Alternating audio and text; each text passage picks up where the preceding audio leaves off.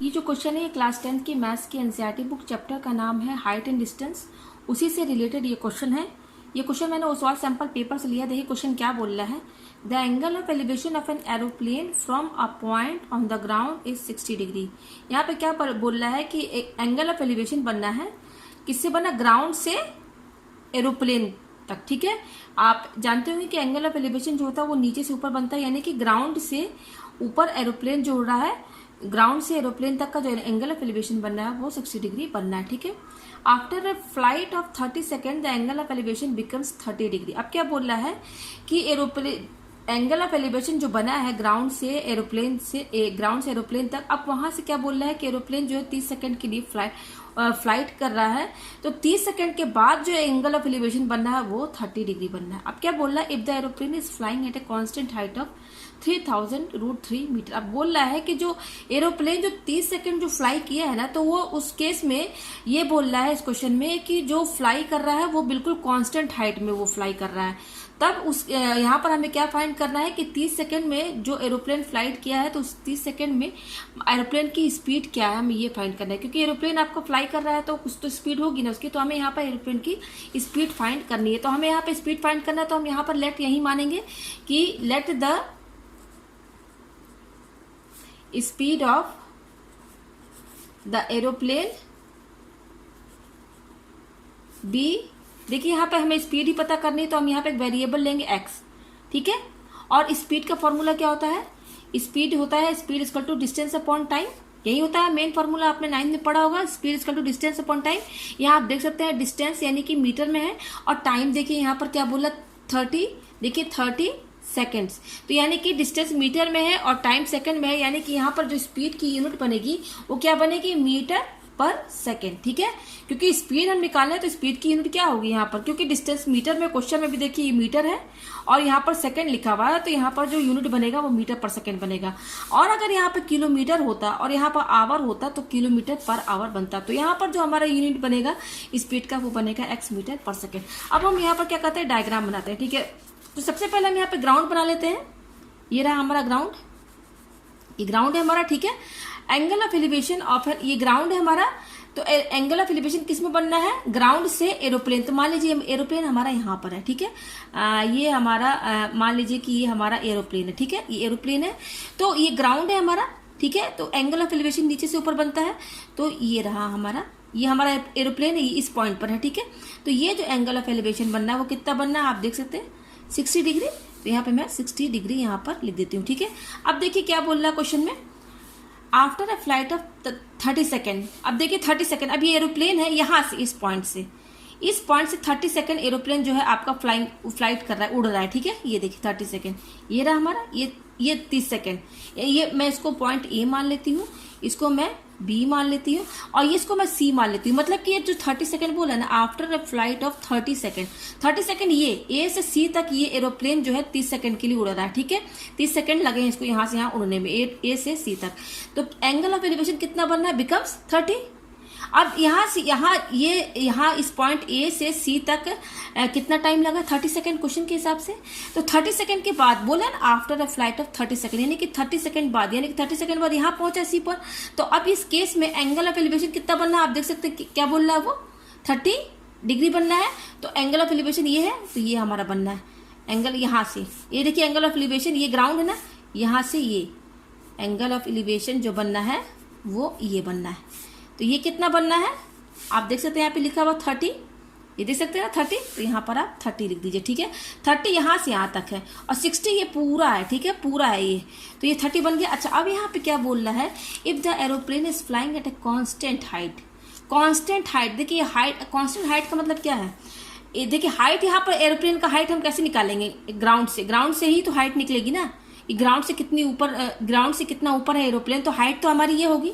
ये देखिए ये हाइट है, हम अगर हाइट निकालना चाहे तो ये निकलेगा, इसका पॉइंट मैं डी दे देती हूँ। भाई हाइट निकालने का क्या मतलब है, ग्राउंड से कितना ऊपर है एरोप्लेन हमारा, वही हाइट हो गया, यानी कि एडी। तो यहाँ पर क्या बोल रहा है, if the aeroplane is flying at a constant height, मतलब कि ये जो ए से सी तक जो एरोप्लेन मूव किया है, कितने सेकंड, 30 सेकंड लगे हैं। तो इस 30 सेकंड में जो एरोप्लेन जो है ना, ये इस तरीके से फ्लाई किया है कि ये जो हाइट है ना एडी, ये बिल्कुल कांस्टेंट रही है, मतलब कांस्टेंट इस हिसाब से फ्लाई किया है कि ये हाइट जो है कितना रहा है, आप देख सकते हैं यहाँ पे बोल रहा है ये कांस्टेंट हाइट, देखिए बोला 3000√3 मीटर, मतलब कि ये एडी, मतलब कि यहाँ पर जो आ रहा है, यहाँ पर देखिए आफ्टर 30 सेकेंड यहाँ सी पर पहुंचने पर भी हाइट इसकी यही रहेगी, इतनी कांस्टेंट हाइट, जो हाइट यहाँ पर है वही हाइट यहाँ पर भी, इस तरीके से ही उड़ रहा है, बिल्कुल स्ट्रेट उड़ रहा है कि हाइट जो है, जो हाइट ये है वही हाइट यहाँ पर भी बन रही। तो हाइट यहाँ पर कितना बोलना है, 3000√3 मीटर, ये हाइट हो गया, इसको मैं पॉइंट ई बोल देती हूँ। तो ये हाइट देखिए, यहाँ से उड़ना शुरू किया एरोप्लेन ए से, यहाँ से मतलब ए से सी, इसको कितना सेकंड लगा, 30 सेकंड, और इस 30 सेकंड में आफ्टर 30 सेकंड यहाँ पर पहुंचा, ये ए से सी कितना टाइम लगा, 30 सेकंड, और यहाँ पर पहुंचने के बाद एंगल ऑफ एलिवेशन कितना बनना है, 30 बनना है। और यहाँ पर क्या बोल रहा है कि जो एरोप्लेन जो है, इस जो फ्लाई कर रहा है वो बिल्कुल कांस्टेंट हाइट में, मतलब कि ये एडी है ना, बिल्कुल इतने ही सेम हाइट, जो हाइट एडी है उतने ही हाइट पे ये उड़ रहा है, ऊपर नीचे टेढ़ा मेढ़ा ये एरोप्लेन जो है फ्लाई नहीं कर रहा है, इसलिए कांस्टेंट क्वेश्चन में बोल रहा है। तो मतलब ये चीज कांस्टेंट है आपकी, ये हाइट एडी है, मतलब हर पॉइंट पे ये एडी जो है आपका सेम है, ठीक है। तो हाइट यहाँ पर बोलती है 3000√3 मीटर, तो ये यहाँ पर हाइट है, तो ये जितना होगा ये जितना हाइट है उतना ही हाइट, तो यही है, ठीक है। तो ये भी इतना ही होगा, 3000√3 मीटर, ये हो गया हमारा, ठीक है। तो हमें यहाँ पर क्या फाइंड करना है, स्पीड फाइंड करना है, ठीक है। तो चलिए अब मैं डायग्राम इसको अलग कॉपी में बना दिया है और सॉल्व मैं दूसरे कॉपी में कर रही हूँ, ठीक है। तो चलिए यहाँ पर क्वेश्चन हम सॉल्व करते हैं। यहाँ पे मैंने स्पीड क्या माना है, let the speed of aeroplane be x metre पर सेकेंड, ये माना स्पीड, मैं यहाँ लिख देती हूँ, स्पीड मैंने माना है x मीटर पर सेकेंड, ठीक है। अच्छा, ए से सी तक उड़ने में कितना सेकंड लगा है उसको, 30 सेकंड फ्रॉम, देखिए ये जो ए से सी में कितना टाइम लगा, from A to C time कितना लगा है, 30 सेकंड। टाइम कितना लगा है, 30 सेकंड ही तो लगा है ना, ए से सी तक 30 सेकंड लगा है। और ए से सी में जो आपका एरोप्लेन जो फ्लाई कर रहा है उसकी स्पीड मैंने क्या मानी, x मीटर पर सेकंड, ये। तो ए से सी स्पीड जो है मैं यहाँ पे ले लेती हूँ, ए टू सी जो स्पीड है वो है x मीटर पर सेकेंड, ठीक है। और ए से सी तक जो टाइम है वो है 30 सेकेंड, ठीक है। तो स्पीड दिया है इतना, टाइम इतना दिया है, तो हम यहाँ से डिस्टेंस निकाल सकते हैं कि नहीं, क्योंकि स्पीड क्या होता है, डिस्टेंस अपॉन टाइम। तो यहाँ पर देखिए, यहाँ से डिस्टेंस, यहाँ पर इसको क्रॉस मल्टीप्लाई कीजिए यहाँ से, तो यहाँ से डिस्टेंस का फॉर्मूला क्या बनेगा, s इंटू टी, यही बनेगा। तो यहाँ पर डिस्टेंस किसका निकलेगा भाई, यहाँ से यहाँ तक 30 सेकंड लगा उड़ने में, ए से सी 30 सेकंड लगा है टाइम, और ए से सी का जो स्पीड मैंने माना है वो मैंने माना है x मीटर पर सेकंड। तो स्पीड भी दिया है ए टू सी तक का 30 सेकंड, ये x मीटर पर सेकंड ये है, और टाइम भी ए टू सी का 30 सेकंड दिया हुआ है। तो ए टू सी का टाइम भी दिया हुआ है, ए से सी तक का स्पीड भी दिया हुआ है, तो हम ए टू सी तक का डिस्टेंस निकाल सकते हैं ना। ये जो डिस्टेंस आएगी हमारी कहाँ से कहाँ तक की आएगी, ए सी की ही तो आएगी, ये ए सी, ये डिस्टेंस बताएगा ना जो हम निकालेंगे भी। तो डिस्टेंस क्या होता है, स्पीड इन टाइम, तो स्पीड हमने क्या माना है x, और टाइम कितना है, देखिए यहाँ पे स्पीड हमारा क्या है x, यहाँ पे मैं यूनिट भी ले देती हूँ x मीटर पर सेकेंड। ये देखिए मैं स्पीड है ना, स्पीड कितना दिया x मीटर पर सेकेंड, मैंने लिख दिया यूनिट के साथ, इंटू टाइम कितना दिया हो देखिए 30 सेकेंड, ठीक है। तो ये s और ये s कैंसिल हो जाएगा, देखिए ये s नीचे है डिनोमिनेटर में और ये न्यूमरेटर में, तो ये s कैंसिल। तो आप यहाँ से देख सकते हैं x मीटर और ये 30 है, क्या क्या आ रहा है, x मीटर इंटू 30, और इसको हम कैसे लिख सकते हैं, डिस्टेंस 30x मीटर यूनिट है, 30x आपका डिस्टेंस है, कितना यूनिट क्या है, मीटर है। तो ये डिस्टेंस किसका आया है, ए टू सी तक का, ठीक है। तो यहाँ तक का हमको डिस्टेंस पता चल गया, कितना आया वो 30x मीटर, ये है ए सी। अच्छा, ये ए सी, इसका डिस्टेंस निकल गया, आप देख सकते हैं ये ए सी और ये डीई दोनों इक्वल है ना, ए सी और डी बिल्कुल इक्वल है ना। तो यहाँ पर इसको ए सी जो है आप देख सकते हैं यहाँ पर डायग्राम में, ए सी जो है वो यहाँ पर मैं लिख देती हूँ, ए सी जो है वो डी के बराबर ही तो है ना, ए सी और डी, और ए सी हमने कितना निकाला है 30x, और ये मीटर यूनिट है क्योंकि ये डिस्टेंस है, तो डिस्टेंस का यूनिट मीटर में होता है ना, तो ये मीटर है और हमारा डिस्टेंस कितना है 30x। तो यहाँ पे मैं लेती हूँ कितना है 30x और ये मीटर यूनिट है ये, ठीक है, ध्यान दीजिएगा मीटर यूनिट है, ठीक है। तो ये हमारा आ गया, ठीक है। अब देखिए हम यहाँ पर क्या निकालेंगे, यहाँ पर जो हम निकालेंगे, अब हम यहाँ निकालेंगे, देखिए tan, यहाँ हम लेके चलेंगे tan 60। तो देखिए tan 60 कहाँ से कहाँ तक बना, ये पूरा tan 60 ये पूरा है, ठीक है। तो यहाँ पर ट्रायंगल क्या बनेगा BAD। तो यहाँ पर मैं यहाँ पे ले देती हूँ इन ट्रायंगल। देखिए tan 60 किस ट्रायंगल में बनना है ABD, यही तो इसी में तो बनना है ना ABD एंगल B, इसमें क्या बनना है 60, ठीक है। तो हम यहाँ पर क्या लेके चलेंगे 60, ये एंगल 60 है, तो हम यहाँ पर क्या लेके चलेंगे tan 60 कितना होगा, tan 60 क्या होता है भाई, ट्रायंगल ये है ABD, ये ट्रायंगल है आपका ABD। तो tan 60 का ये परपेंडिकुलर AD परपेंडिकुलर हुआ, देखिए ग्राउंड है ना, तो ग्राउंड से तो ये सब 90 डिग्री बनना है, तो ये परपेंडिकुलर हुआ, यानी कि परपेंडिकुलर AD हुआ अपॉन, अब बेस क्या है BD हुआ, यही ना हुआ BD। ये देखिए हम tan 60 लेकर चल रहे हैं, तो tan 60 क्या होता है परपेंडिकुलर अपन बेस, तो परपेंडिकुलर क्या है AD है, तो मैंने AD लिख दिया, बेस क्या है BD, ये आ गया, ठीक है। तो AD देखिए कितना है, यहाँ पर देखिए ये AD जो है मैं आपको बता चुकी हूँ, ये AD और ये CE बिल्कुल बराबर है ना, AD इक्वल टू CE, मैं यहाँ पर लिख देती हूँ AD जो है वो CE के बराबर है, और वो कितना है 3000। भाई ये तो हाइट बता रहा है ना, ये देखिए 3000√3 मीटर, यहाँ पर ये जितना AD है वही CE भी है, तो यहाँ मैंने लिख दिया है। तो देखिए यहाँ पे AD की वैल्यू क्या होगी 3000√3, ठीक है, अपॉन BD नहीं दिया है, तो BD की जगह हम क्या लिखेंगे BD ही लिखेंगे, लिख दिया यहाँ पर। अच्छा tan 60 क्या होता है √3 के बराबर होता है, तो यहाँ पे मैंने √3 लिख दिया, tan 60√3 इक्वल टू ये क्या है 3000√3 अपॉन BD, ये आ गया हमारे पास BD, ठीक है। इसको हम अपॉन 1 कर सकते हैं, अपॉन 1 कर दिया। अब करेंगे क्रॉस मल्टीप्लीकेशन, तो जब क्रॉस मल्टीप्लीकेशन करेंगे तो ये √3 जो है BD से इंटू होगा, तो √3 BD इक्वल टू 1 को इससे इंटू करेंगे, 1 इससे इंटू होगा तो ये तो इतना ही होगा, ये आ गया हमारे पास। अच्छा ये √3 और ये √3 कैंसिल हो जाएगा, कट हो जाएगा, ठीक है। तो BD कितना आया 3000, क्योंकि ये BD क्या है डिस्टेंस बता रहा है, और यहाँ पर डिस्टेंस क्या है यूनिट क्या है डिस्टेंस की मीटर में, तो ये BD क्या है डिस्टेंस बता रहा है, तो इसकी यूनिट मीटर में ही होगी ना, ये आपको लिखना होगा यूनिट के साथ, ठीक है। तो BD हमारा इतना आ गया, ठीक है। अच्छा हमने tan 60 निकाला है, अब हम एक एंगल तो निकाल दिया tan 60, अब हम दूसरा क्या निकालेंगे tan 30।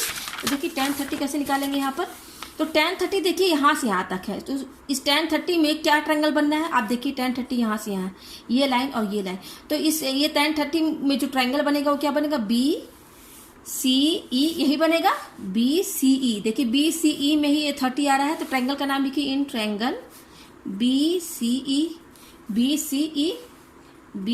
और E, ठीक है। तो tan 30 हम ले रहे हैं, ठीक है, tan 30।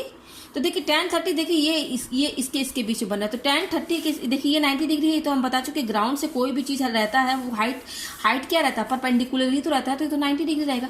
तो देखिए tan 30 ये बनना है आपका, तो tan 30 का फॉर्मूला क्या बनेगा, tan 30 क्या होता है tan क्या होता है परपेंडिकुलर, यानी कि CE परपेंडिकुलर हुआ ना, CE परपेंडिकुलर और बेस क्या है tan 30 equal to perpendicular upon base, तो परपेंडिकुलर CE और बेस क्या है बेस, ये देखिए यहाँ से BE, ये है पूरा बेस BE, तो ये लिख दिया BE, मैंने यहाँ पे BE लिख दिया। अच्छा यहाँ पे ध्यान दीजिएगा, ये जो BE है ये BE यहाँ पे ध्यान, इसे BE पर ध्यान, ये जो BE है BE को हम लिख सकते हैं BD प्लस DE, क्योंकि BE इसके और इसके दोनों के सम के बराबर है, तो BE क्या हो जाएगा BD प्लस DE, यही तो होगा ना BD प्लस DE, यही तो होगा ना, ठीक है।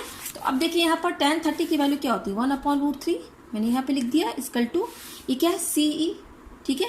तो CE देखिए मैंने बता दिया कि AD और CE बराबर है, वो किसके बराबर है 3000√3 मीटर, तो इस CE की जगह हम क्या लिखेंगे 3000√3 अपॉन इस BE की जगह हम ये लिखेंगे BD plus DE, BD plus DE, तो मैंने बता दिया ना BE किसके बराबर है BD प्लस DE, ठीक है, इक्वल टू 3000√3 अपॉन BD। देखिए मैंने निकाला था ना, ये कितना आया है 3000, तो मैं इस BD की जगह यहाँ पर क्या लिखूंगी 3000 प्लस DE, देखिए मैं 30x यही आया है हमारे यहाँ पर, ठीक है। ये जो हमारा बी डी है, बी डी कितना आया था 3000, मैंने निकाला था ना यहाँ पर, आप देख सकते हैं ये है 3000। और डी ये सी ई सॉरी डी ई, ये देखिए ये क्या है B D plus D E, तो बी डी की वैल्यू 3000 प्लस डी कितना आप देख सकते हैं ए सी और डी की वैल्यू कितनी है 30x, तो यहाँ पे लिखेंगे 30x, ठीक है। ये मीटर यूनिट है, मीटर हमने यहाँ पे किसी का यूनिट हमने लिखा नहीं है, ठीक है।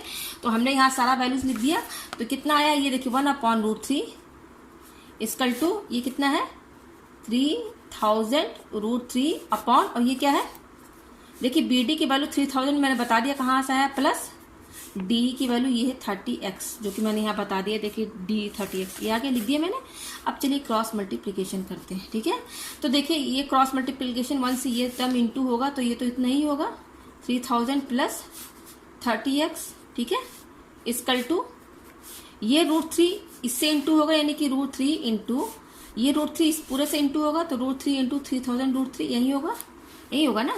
अब देखिए क्या होगा 3000 प्लस 30x इक्वल टू, अच्छा ये देखिए ये 3000 हो गया, ये 3000 लिख दिया, और ये √3 और ये √3 इंटू √3 क्या हो जाएगा, किसके बराबर होगा, ये दोनों इंटू करेंगे, रूट में पेयर बन के 3 बाहर आ जाएगा, ठीक है, अंडर रूट हट जाएगा, 3 आ गया।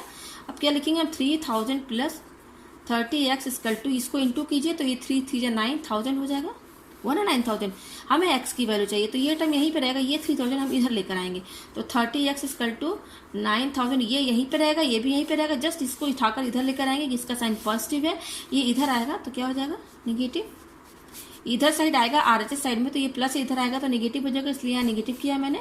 तो 9000 में से 3000 माइनस कीजिए तो क्या आएगा 6000 आएगा। 30x इक्वल टू, हमें केवल x की वैल्यू चाहिए, और ये इसके साथ इंटू में है, तो x की वैल्यू ये 30 क्या होगा, इधर साइड आएगा RHS साइड में, तो 30 इंटू में इधर आएगा तो डिवाइड में हो जाएगा, ठीक है। तो ये 0 0 कैंसिल, तो यहाँ से क्या आया 200, तो आप देख सकते हैं यहाँ पर x कितना आया 200, ठीक है।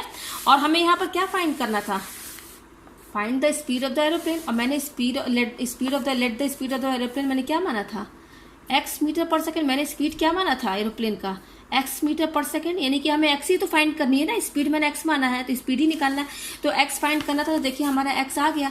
तो स्पीड ऑफ एरोप्लेन क्या होगा, स्पीड ऑफ एरोप्लेन जो होगा वो हमारा कितना है 200, और क्योंकि इसकी स्पीड का यूनिट क्या है मीटर पर सेकेंड, x की वैल्यू आ गई 200 और यूनिट क्या है मीटर पर सेकंड, तो यहाँ मीटर पर सेकंड आप यहाँ पर यूनिट जरूर लिखेंगे। तो यहाँ से ये स्पीड जो बता रहा है ना, ये क्या बता रहा है कि यहाँ A से C कितना टाइम लगा था 30 सेकंड, और किस स्पीड से उड़ रहा था ये एरोप्लेन, ये A to C में जो स्पीड लगी है वो इतनी स्पीड से उड़ रहा था, 200 मीटर पर सेकंड की स्पीड से ये एरोप्लेन जो है फ्लाई कर रहा था। तो मुझे उम्मीद है कि आपको ये क्वेश्चन बहुत ही अच्छे से समझ में आ गया होगा।